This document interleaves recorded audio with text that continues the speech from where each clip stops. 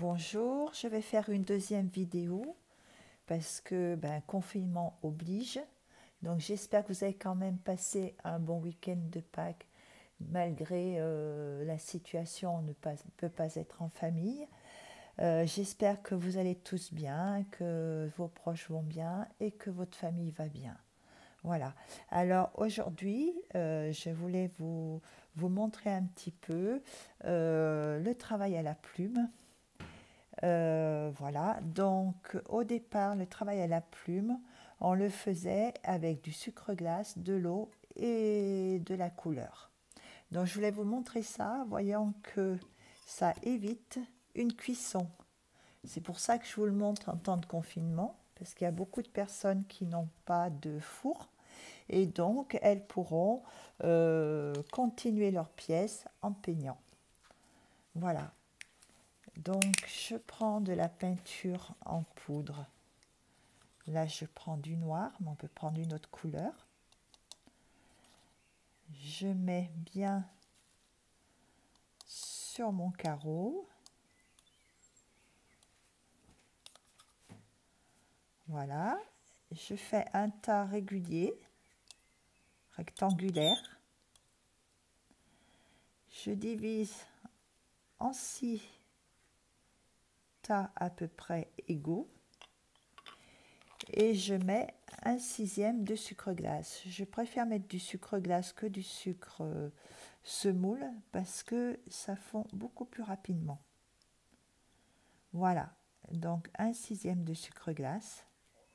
Là, je pense que j'en ai suffisamment. On faisait ça au départ que j'ai peint. Donc, dans les années 80, on ne faisait pas parce qu'on ne connaissait pas d'autres méthodes. Voilà, et là, on dilue à l'eau. Elle s'est vite préparée. Je ne le fais pas faire dans les cours parce qu'il y a eu beaucoup de problèmes d'écaillage. Souvent, ça s'écaille après cuisson. Voyant que c'est du sucre que l'on met, il bulle et ça s'écaille. Alors, pour pas que ça s'écaille, il faut faire des traits fins et pas épais, en épaisseur. Voilà. Je pense que ça tiendra mieux. Donc bien sûr préparer sa couleur, même si c'est rapide à faire, on écrase quand même bien sa couleur. Je rajoute un petit peu d'eau parce que je trouve que c'est un peu épais.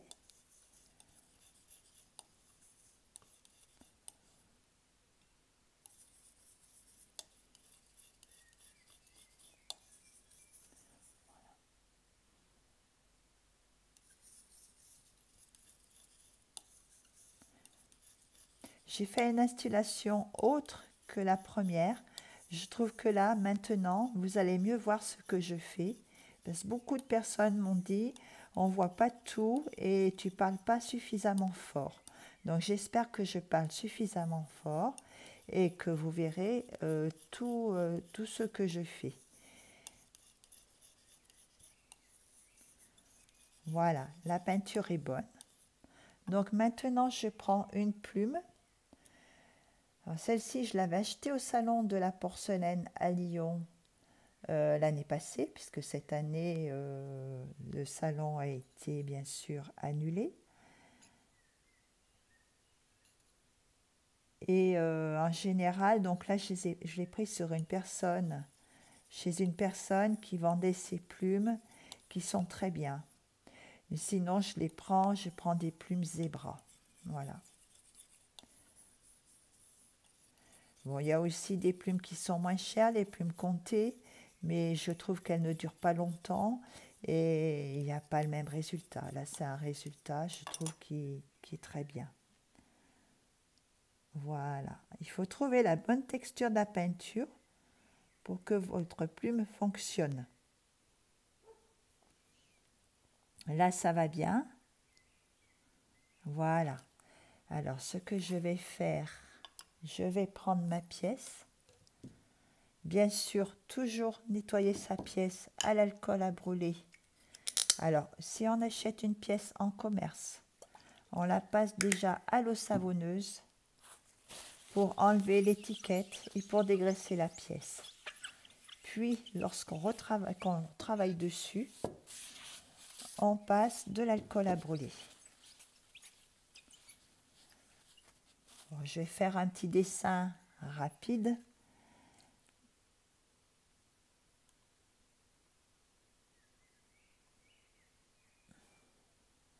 Alors, ma plume n'est pas suffisamment enfoncée.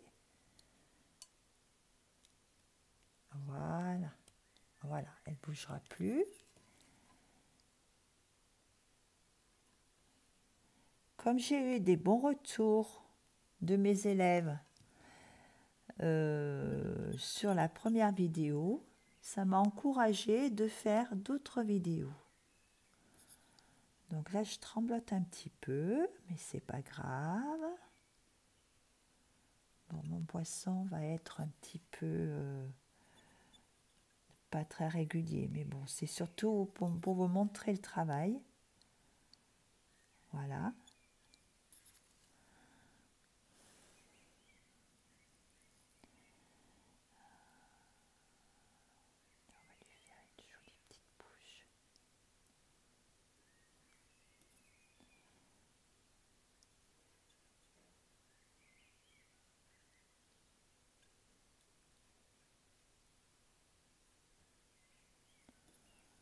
Donc on fait ce que l'on veut, hein. On peut faire des traits très très fins, un peu plus épais. Alors, lorsque je fais des traits plus épais, souvent je putoise un petit peu. Je vais vous expliquer ce que c'est que le putoisage, et ce que c'est que le putois tout à l'heure. Voilà, et puis on peut faire d'autres petites choses sympas.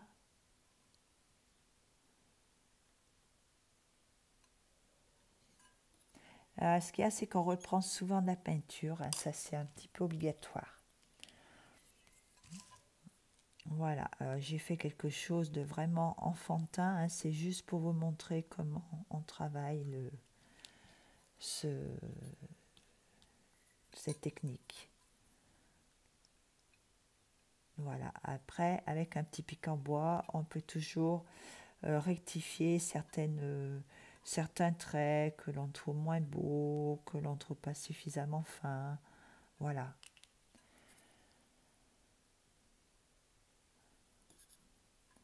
Alors, moi, je préfère prendre, pour faire le travail à la plume, je préfère prendre quand même, je trouve que c'est plus joli, c'est de la peinture normale, donc du noir, avec du médium et de la lavande, comme je vous ai montré sur la première vidéo.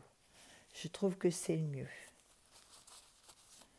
Mais bon, manque de peau, il faut faire cuire, donc c'est ce qui est embêtant pour les personnes qui n'ont pas de four. Voilà. Maintenant, donc, je ne vais pas vous repréparer la peinture parce que vous savez la préparer. Voyons que je vous l'ai remontré la dernière fois. J'ai pris du jaune. C'est un jaune amêlé. Pourquoi je prends ce jaune amêlé? Parce qu'il tient avec le rouge égyptien et l'abricot. Donc ma peinture, elle est prête là. Je la retravaille toujours un petit peu. C'est trop important. Là, elle colle un peu. Donc ce que je vais faire, je vais y ajouter un petit peu de lavande. Voilà.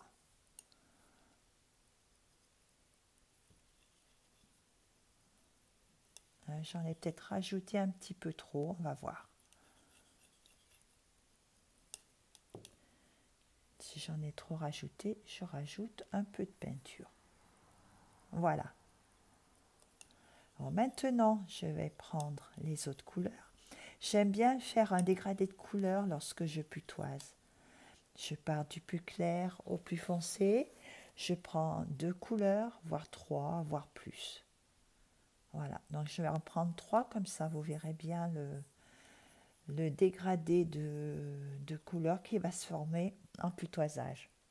Alors le putoisage, il y a plusieurs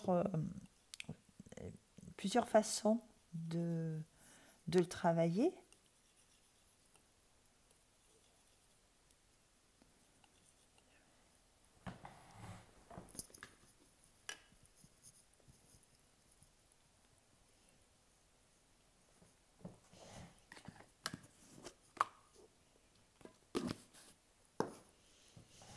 Alors, bien écraser ces grains, bien sûr.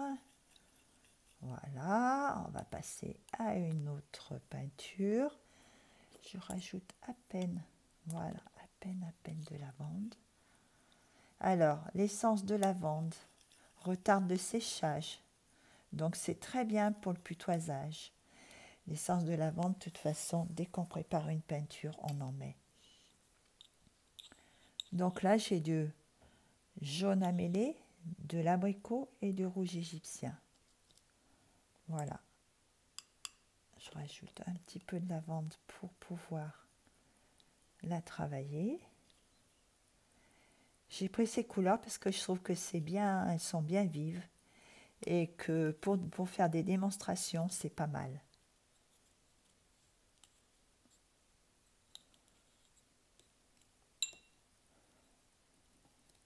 Voilà.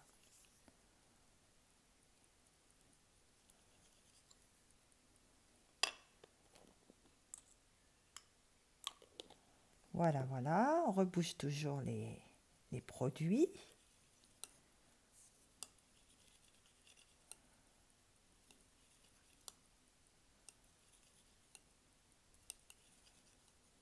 Voilà. J'hésite pas à travailler ma peinture. Je trouve que c'est tellement important de ne pas avoir de grains dans la peinture.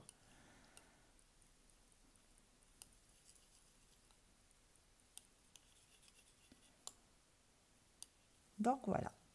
Alors, je le mets sur le côté, vous ne verrez pas mes peintures, mais ce qui est important, c'est de voir le support. À l'intérieur, donc, ça a séché. Je vais prendre un putois. Alors, les putois sont biseautés. Je les aime bien biseautés parce qu'ils épousent la forme de la pièce. Voilà.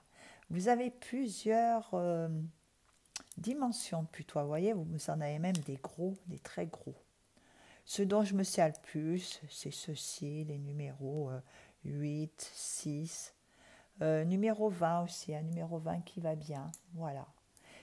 Le putois doit être très doux. Très très doux. Voilà. Avant de putoiser, donc je prends un pinceau.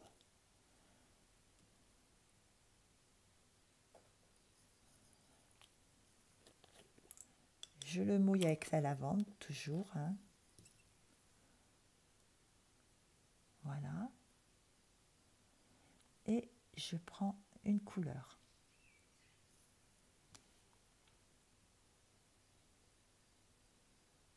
Commencer par là. Donc je passe ma peinture sans m'appliquer. Ce n'est pas grave si elle est mal passée. C'est le putoisage qui va unifier la couleur. Voilà, je repasse ma deuxième couleur. Chaque fois, je reprends un pinceau neuf pour...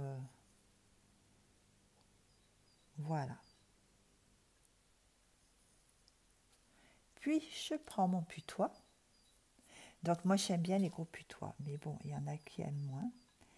Et je putoise comme ceci, en tapotant légèrement, en essayant d'imbriquer les couleurs les unes dans les autres. Alors, c'est un travail qui est assez long, mais lorsqu'il est bien fait, c'est très joli.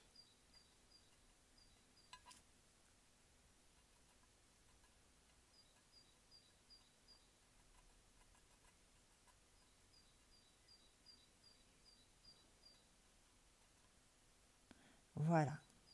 Et ça unifie la couleur. Il y a un dégradé qui se crée entre le jaune et le rouge. Il y a un joli dégradé qui se crée. Et vous voyez que mon bord tient bien. Le certi ne s'enlève pas comme il est à l'eau. Et que là, on ne travaille pas avec de l'eau, on travaille plutôt avec de l'essence grasse. Le médium, c'est une essence grasse. On nettoie bien autour. Donc, il y a plusieurs gommes. Voilà. Et on a un travail qui est parfait. Alors, je vais vous montrer d'autres techniques de putoisage qui sont bien aussi, qui sont très bien.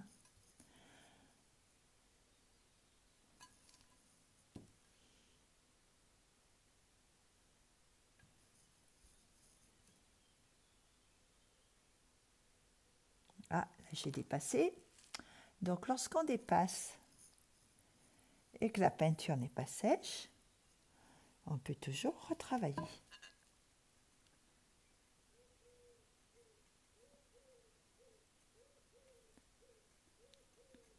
Voilà.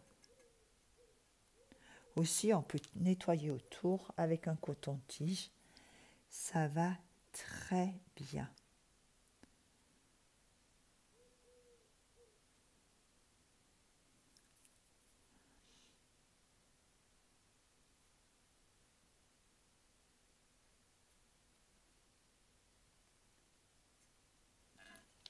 Alors, je vais continuer avec le jaune.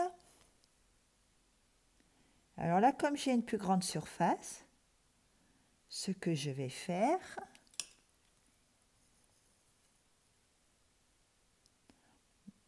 je vais faire une autre technique. Toujours de putoisage, mais avec une mousse qui est très douce, qui est faite exprès pour le putoisage. Et je trouve qu'il y a un rendu qui est encore plus joli. Par contre, cette mousse, on ne peut pas s'en servir sur les toutes petites surfaces. Donc les putois vont bien pour les petites surfaces. Vous voyez, c'est une mousse disque. Alors, lorsqu'elles sont neuves, elles sont plus roses. Elles sont, oui, un petit peu plus rosées. Mais j'en ai pas là. Je m'en sers souvent. Ce n'est pas grave. Et on les prend bien en arrondi comme ça. Pour pas, parce que si je la prends de ce côté, ça va faire une trace lorsque je vais putoiser. Alors que si je la prends en arrondi, il n'y aura pas de trace. Ça ne laissera pas de trace. Et je tapote légèrement toujours. Voilà. Et je vais du plus clair au plus foncé et du plus foncé au plus clair. J'essaye de garder le dégradé.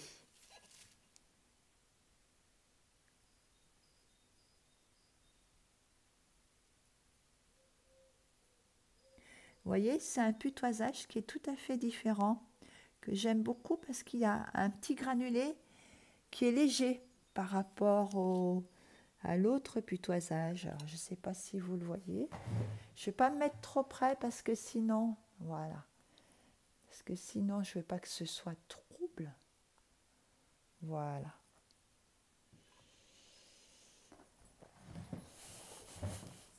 Et toujours pareil, on nettoie autour. J'ai aussi ces petits cotons qui sont très bien, ces petits cotons, regardez.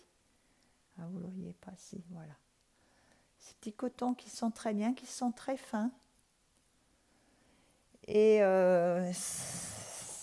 lorsqu'on a des petites surfaces à nettoyer, c'est très agréable. Tout ce matériel pour peinture sur porcelaine, on le trouve dans les magasins spécialisés.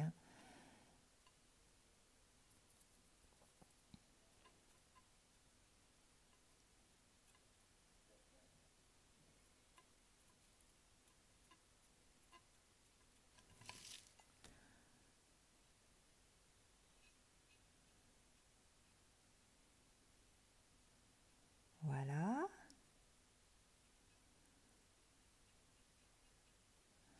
Alors bien nettoyer sa pièce parce qu'alors ça, si on laisse des traces, ça va se voir après cuisson et il n'y a rien à faire après cuisson. Donc bien nettoyer sa pièce, c'est très important.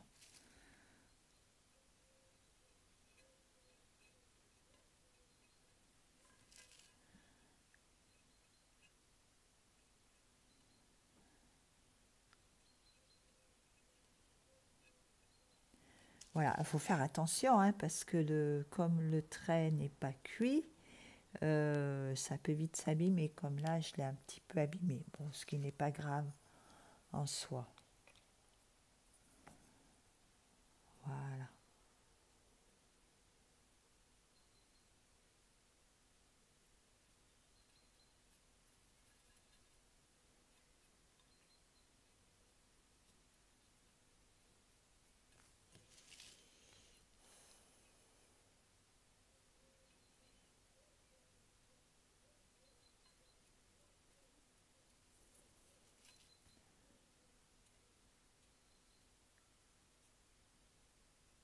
Voilà.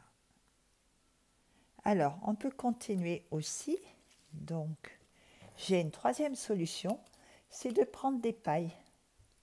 Alors, il y en a différentes...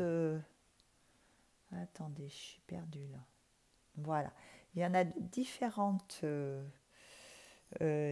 diamètres. Et là aussi, c'est pas mal pour putoiser.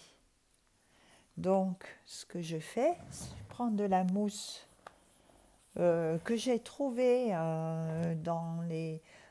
souvent, au mois de septembre, quand il y a les raisins, les gros raisins italiens, eh bien, ils sont séparés par ces mousses. Donc, c'est cette mousse que je prends. Alors là, j'en mets un petit peu dans voilà, dans l'embout. Pareil, je passe ma couleur. Là, on va prendre qu'une couleur.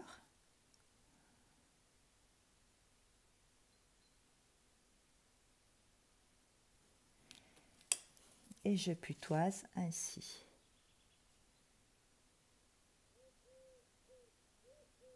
Ça fait un joli putoisage aussi, hein.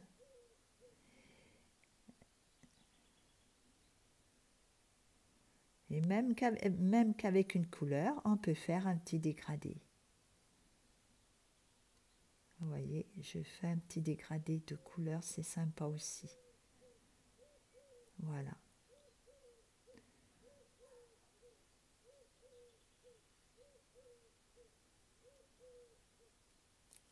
Bien sûr, je renettoie.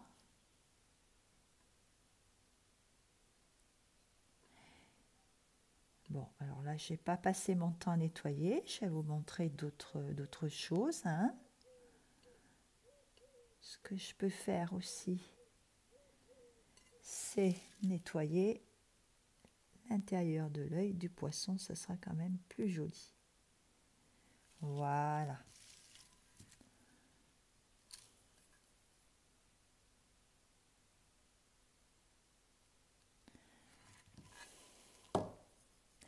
Alors, il y a d'autres techniques. Alors, il y a un truc que je voulais vous montrer que j'aime beaucoup. C'est le scotch bleu. C'est un scotch qui épouse la forme que l'on veut.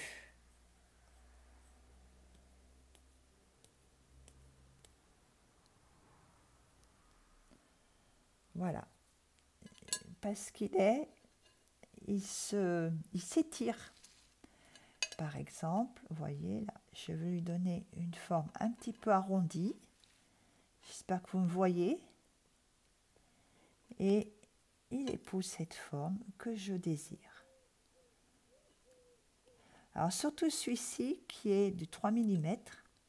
Il existe du 6, du 9 mm. Il doit exister peut-être un peu plus grand, je ne sais pas. Voilà, et vous voyez, ça donne une jolie courbure. Alors, lorsque je coupe mon scotch, c'est très pratique pour la porcelaine. Je laisse toujours un petit peu dépasser mon scotch pour pouvoir l'enlever sans problème. Alors, ne pas oublier de bien coller son scotch avec l'ongle. Très important. Bon, je vais garder ces couleurs parce que j'ai ces couleurs qui sont faites.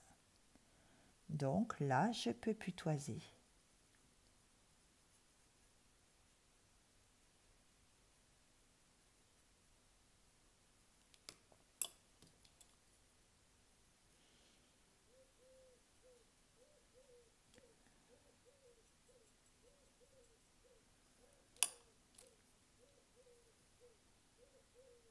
Voilà, je fais un dégradé parce que j'aime beaucoup. Après, vous pouvez faire une nid. Tout dépend ce que vous avez fait comme travail à l'intérieur. Voilà, et donc je prends la mousse toujours en arrondi et je putoise du plus clair au plus foncé et j'imbrique mes couleurs les unes dans les autres. Voilà. Attention à ne pas faire d'épaisseur parce que le livre cuisson n'aime pas les épaisseurs. Ça peut s'écailler après cuisson et longtemps après cuisson. Voilà. Donc là, je retourne ma mousse, je remets un petit peu de jaune sur ma mousse pour pouvoir reputoiser et garder ce dégradé. Voilà.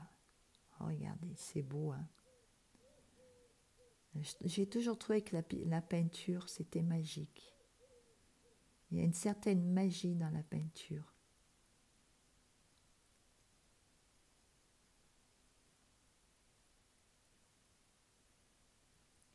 Voilà. Et alors, lorsqu'on putoise comme ceci, on tapote toujours légèrement pour avoir un joli dégradé. Si on tapote trop fort comme ça va se voir, c'est pas joli. Voilà.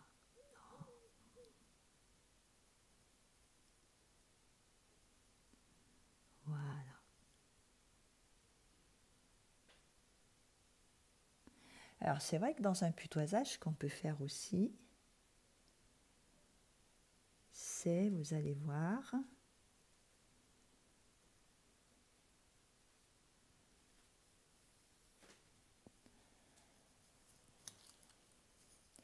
des petits motifs.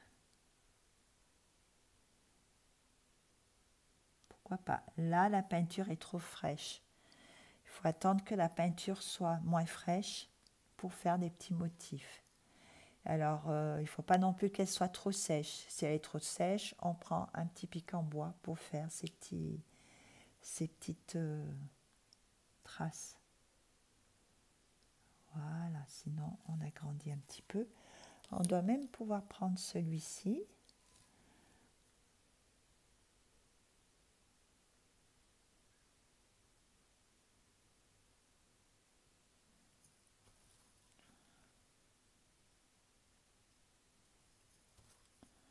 Voilà. Et puis après, on peut nettoyer, on peut faire ce que l'on veut. On peut se régaler. Voilà. Et si ça ne plaît pas, on reputoise. Voilà. Je vous donne des petites techniques et puis après, vous faites ce que vous voulez. Voilà, comme c'est pas sec, on peut reputoiser. Attention, si c'est trop sec, on va faire une auréole. Si on fait une auréole, on est obligé de retravailler, de tout effacer et de recommencer. Voilà. Donc on va laisser comme ça, c'est ce qui est le plus joli.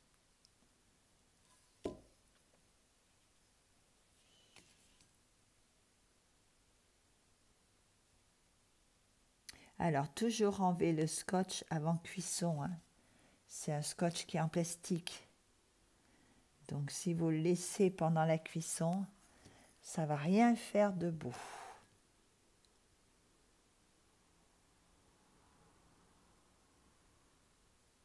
Voilà. Puis, donc, on nettoie autour,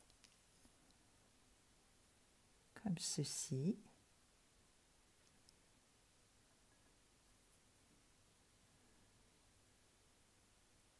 Voilà.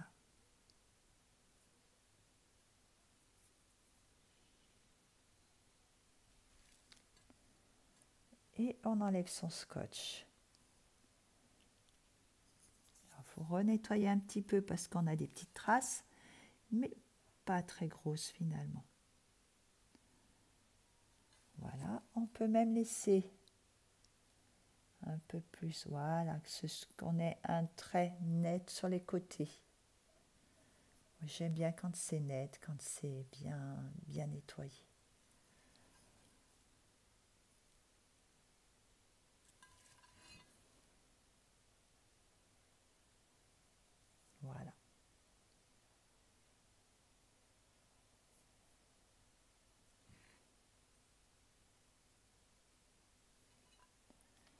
Alors, je vous ai dit qu'il y avait une autre méthode pour préparer la peinture lorsqu'on veut faire cuire. Non, là, il faudra bien nettoyer aussi dessous. Voilà. Voilà. Vous avez vu le résultat. Voilà, que je le mette bien au bon endroit. Voilà. Donc, je vais vous montrer l'autre méthode. Donc, là, je ne vais pas préparer la peinture. S'il faut que je la prépare parce que je n'ai pas... Ça sera au médium. Alors, je vais vite préparer ma peinture au médium. Donc, je vais prendre du noir, là aussi. Je nettoie toujours mon petit morceau de palette pour qu'elle soit bien propre. Même si on fait du noir, c'est pas autant que ce soit propre. Je prends un peu de peinture. Je prends... Alors là, je prends du médium. Voilà, j'en mets un petit peu. Et bien sûr, comme je vous ai dit l'autre fois, on prépare sa peinture avec. Qu'elle ne soit pas grasse du tout. J'y tiens encore à ça. Voilà, et j'écrase bien les grains. J'en ai pas fait beaucoup, mais il n'y en a pas besoin de beaucoup pour faire un travail à la plume. Voilà. Alors, je vais rajouter ça, puis je vais rajouter un tout petit peu de noir. Voilà.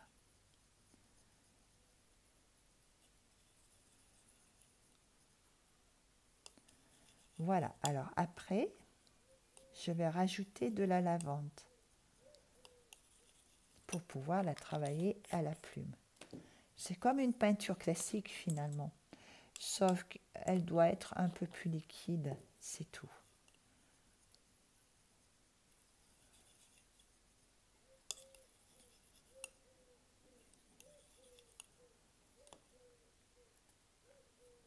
Voilà, j'en ai pris là.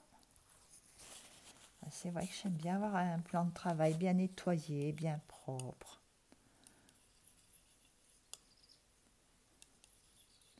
Je vais voir si ça fonctionne. Donc là, je l'avais nettoyé, donc c'est bon. Je crois que ma peinture est peut-être un peu épaisse. Oui, elle glisse pas trop. Je rajoute, mais alors, un tout petit peu de lavande. Vraiment très peu. Voilà. Là, elle me paraît bien. La préparation de la peinture est très importante. La texture de la peinture est très importante pour un bon travail. Si la peinture est trop sèche, ça ne va pas faire. Si elle est trop liquide, ça ne va pas faire non plus. C'est vraiment, il faut avoir vraiment une bonne...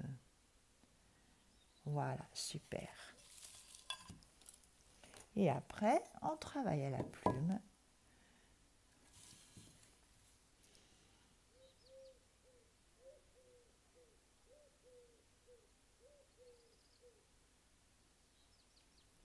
On fait quand même un joli trait fin à la plume. C'est sympa. Et c'est très agréable le travail à la plume. Alors, il y a des personnes qui n'aiment pas le travail à la plume. Il y en a d'autres qui aiment ça. Tout dépend, c'est comme le putoisage. Il y en a qui aiment putoiser, il y en a d'autres qui n'aiment pas. Voilà. Vous voyez, on fait ce que l'on veut avec le travail à la plume. Alors moi, j'aime bien, je préfère travailler comme ceci que comme cela. Je trouve qu'on a un plus joli résultat.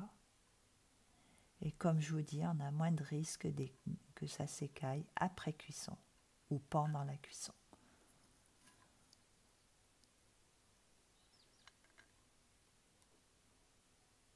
Vous voyez, il existe aussi des produits tout prêts pour le travail à la plume. Et donc, il n'y a plus qu'à mélanger sa couleur avec le produit. Voilà.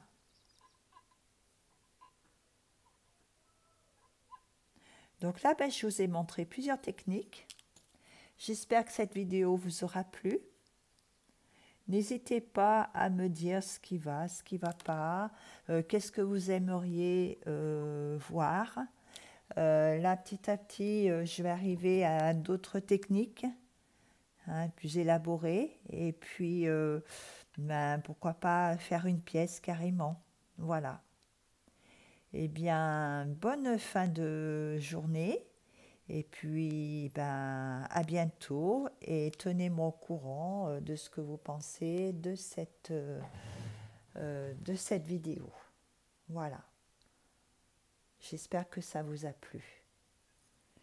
Eh bien, à bientôt pour une nouvelle vidéo. Merci.